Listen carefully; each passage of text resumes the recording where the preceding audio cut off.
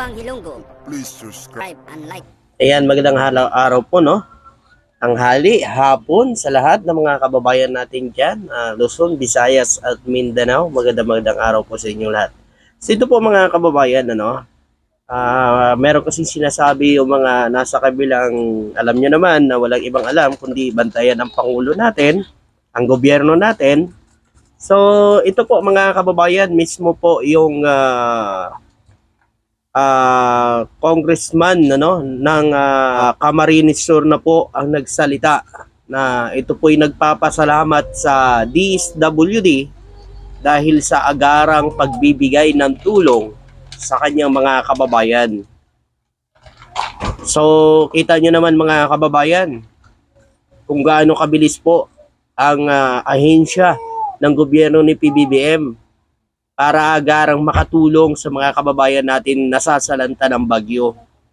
Subalit yung mga iba dyan, kasi mga kababayan, yung mga sinasabi na wala daw tulong natatanggap ang Bicol, Camarines Sur, ay yung mga tao na doon ho nanonood sa mga paninira kay PBBM, yung press conference ni PBBM, yun yung binantayan nila mga kababayan. Tapos bawat salita ni PBBM, ewan ko na lang kung anong ginagawa nila, kinakat-kat nila.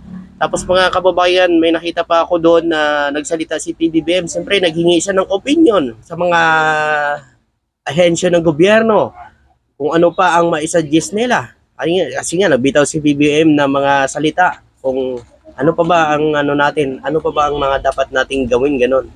Ano pa ba ang mga dapat nating gawin? Kasi si PBBM, mga kababayan, kita nyo naman, pagdating sa pagtatrabaho, trabaho siya mga kababayan. Siyempre mga kababayan, may kapaguran din yan eh.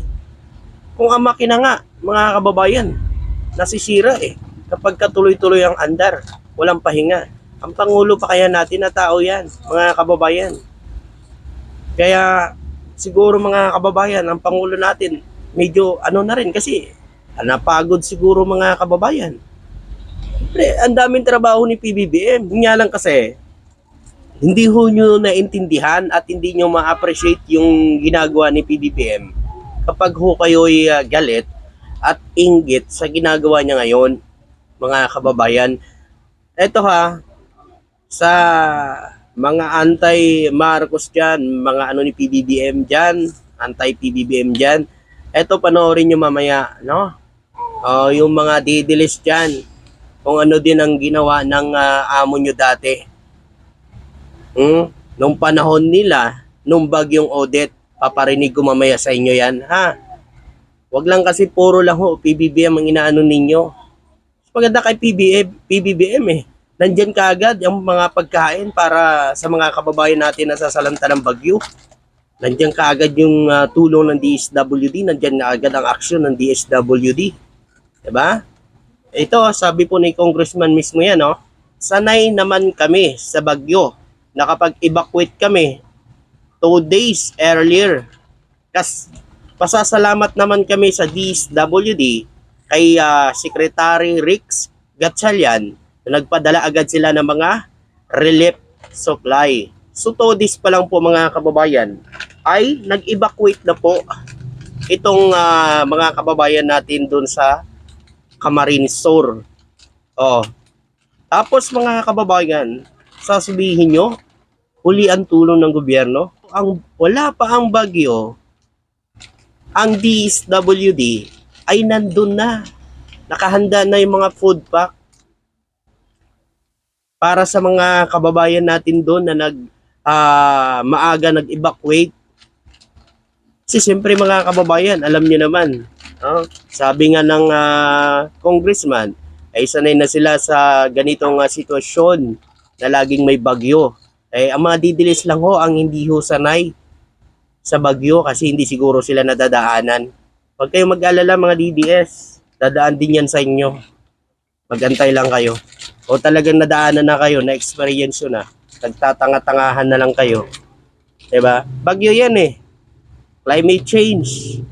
Wala dapat sisihin dyan. Ipagdasal natin, ang bansa natin na sana'y tumigil ang pagbuhos na malakas na ulan para walang baha. At saka yung mga nangyayari ngayon ay kasalanan na natin yan. Wala ibang naggawa niya kundi tayong mga Pilipino. Wala hong ibang sumira ng kalikasan kundi tayo. Kaya wala ho tayong sisisihin dyan. Dahil din yan sa ating mga pag-uugali na hindi natin kayang mapanatili na maayos ang ating kapaligiran, lalo na ang ating kalikasan. Kaya ngayon sisisihin nyo ang gobyerno. So ito po mga kababayan, may paparinig pa po ako sa inyo. Ito po yung pahayag po ni DSWD. DSWD Rex Gatchalian. O ito pakinggan nyo to, mga DDS. Hindi namin kailangan pumasok kasi nandun na tayo bago pa nangyari yung bagyo. This is part of our program of pre-positioning ng mga goods natin. Hindi na natin inaantay kasi nga we know the logistics will be very difficult, mahirap, kapag sasabayan natin na nandyan yung typhoon tsaka tayo papasok. So yung term na kung nakapasok na, nandun na yung goods. All year long, they're always there. Pangalawa, gusto ko lang linawin, dahil ako naging mayor rin ako for 9 years, sa local government code, ang first responders will be the local government units. Yes. They have their own quick response fund, they have their own disaster funds, they have their own support system pagdating sa disaster. Ang DSWD at ang national government papasok to augment and support kung sakaling kulangin sila. So right now, kung ang tanong natin is ready kami to augment and support, as I showed the figures kanina, yes, we are more than ready to augment and support. Ngayon, maaaring ang tinutukoy nyo doon na may mga nakukuha pa rin tayong reports na hindi pa nakakarating doon yung mga goods. That will be the responsibility ng local government units natin na dalhin yung tawag namin din yung last mile distribution. Kasi sila ang may tao. Remember, ang social welfare is devolved. Hindi sa sapat ng tao ng DSWD na kami ang mag-deliver to the doorstep. Narinig nyo, di ba?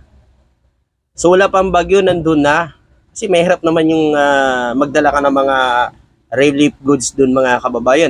Nandiyan yung bagyo, hindi ka na makadaan. Diba? So wala pa ang bagyo, nandun na po ang mga relief goods. Dinala na po ng mga DSWD. Ayun po kay DSWD sa Rex Gatchalian po, mga kababayan. So nandun na. Ganon din yung sinabi ho dyan ni Duterte. Diba nga, sinisi niya pa nga yung mayor. Paparinig ko sa inyo mga didiles para mas lalo kayong awan ko kung ano maisip nyo dito. Nung bagyong audit to, mga didiles. Ano masasabi nyo dito sa sinabi po ng digong nyo? Na lagi yun na lang sinisisi si PBBM. Pero ito, sana maintindihan nyo to yung sinabi ng digong nyo. Kasi ano yan bagyo yan Kasi lagi bagyo, lagi na lang ninyong inaano si PBBM ko kapag may bagyo, sinisisi si PBBM. Ito nung bagyong audit pakinggan niyo to. Pulong Rodrigo Duterte sa mabagal na pagtugon ng gobyerno sa mga lugar na sinalanta ng bagyong Odette. Sa kanyang pagbisita sa Puerto Princesa, Palawan, sinabi ng Pangulo na marami at magkakalayo raw kasi ang mga lugar na sinalanta ng bagyo. Kaya hirap silang tugunan. Kay PBBM ba, may narinig kayong ganyan? Wala tayo narinig kay PBBM na ganyan. Yun lang yung sinabi ni PBBM, nag-alboroto na yung mga didiles. Kaya ito yung sinabi niya, magkakalayo daw yung lugar. Kailangan ng bawat lalawigan. Pero sa isang punto, isinisi ng Pangulo sa mga mayor ang mabagal na aksyon. Kinakailangan daw kasi... Narinig nyo? Sinisi. Ni Pangulong Duterte ang mga mayor o mga didiles. Alam nyo na. Kasi una-una po mga kababayan, mayor talaga ang unang tutulong dyan, mga kababayan. Mayor po ang unang tutulong dyan. Ngayon, pagka kinapos po ang pag kinapos po ng mga kagamitan ng at hindi na talaga kaya, sobrang taas na talaga ng baha, dyan na ho papasok agad ang national government, mga kababayan, para tumulong. Diba? Kasi may budget po yan May budget na po yan na inilaan po ang gobyerno para sa mga local government, para sa mga kababayan natin na magkakaroon mismo dyan sa lugar nila ng mga sakuna o ganyan, mga pagbaha. So meron na po yung budget na ibinigay ang national government para sa mga local government, mga kababayan. Si PBBM ba, mga kababayan, bawat bagyo na pinupuntahan niya, May sinasabi ba siyang ganyan? Wala. May dala kaagad siya para pangpaayos sa bahay. 10,000. Tulad nung nangyari po dun sa lugar niya sa Ilocos. Merong pera kaagad at mga yero para pangpapagawa ng bahay. O mga didiles, ano? Kasi ako mga kababayan, bagyo yan eh. Bagyo yan. Hindi naman natin kaya hawak yung yung kalikasan eh. Kung saan dumarating yan sa bansa natin, kahit nga yung ibang bansa, na mga mayayaman na bansa eh, nakakaranas ng matinding pagbaha eh. Ang masaklap lang kasi dito sa atin, imbis na magtulungan at magkaisa, ganito pa ho ang ginagawa nila mga kababayan. May ginagawang action ho ang gobyerno natin, si PBBM, kung ano-ano na lang ho ang nakikita ho nila sa pangangatawan ho ni PBBM mga kababayan. Kung ano-ano na lang ginagawa, ini-edit, inakat-cut, tapos kung anong sasabihin, para saan? Makakatulong ba yun sa mga nasasalanta ng bagyo? Yung pagganon nyo, yung kakat nyo yung mga video ni PBBM, tapos magpo-post ka nyo, sabihin nyo, hindi na kaya ni PBBM, parang breakdown na. Mga kababayan, makakatulong ba yun sa mga kababayan natin na sasalanta? Kung kayo mga didilis, kung iniisip nyo, ang kapakanan ng mga kababayan natin doon, sana ang ginawa nyo na lang, pinagdasal nyo, sana matulungan kaagad sila, mabigyan ng mga tulong. Pero kita naman natin agaran ng pagtulong po ni PBBM. Narinig nyo na po kay Congressman, no? Diyan sa Camarines Sur, narinig nyo na yung sinabi niya na agarang andun ang relief goods ng DSWD para magbigay ng tulong sa mga kababayan niya na salanta ng bagyo. 'Di ba? So sana ipagdasal natin na sana'y tumigil na at matapos na po ang bagyo at wala nang madamay na mga kababayan natin. Hindi na bawat galaw ho ni PBBM binabantayan, kinakat nyo, ni-edit. So, nakatulong ba yun? Masaya ba kayo doon? Yun na ba yung kaligayahan nyo? Kaligayahan na ba ng mga didilis ngayon yung makita si PBBM na ganyan? Tandaan ninyo, never ho naman si PBBM na sumasagot sa inyo. Baka kayo pa kung mauna. So yun po mga kababayan, basta dito po mga kababayan, support tayo dahil ito ay maganda ay nagagawa ng gobyerno. Maraming salamat po at magandang araw po sa inyo lahat.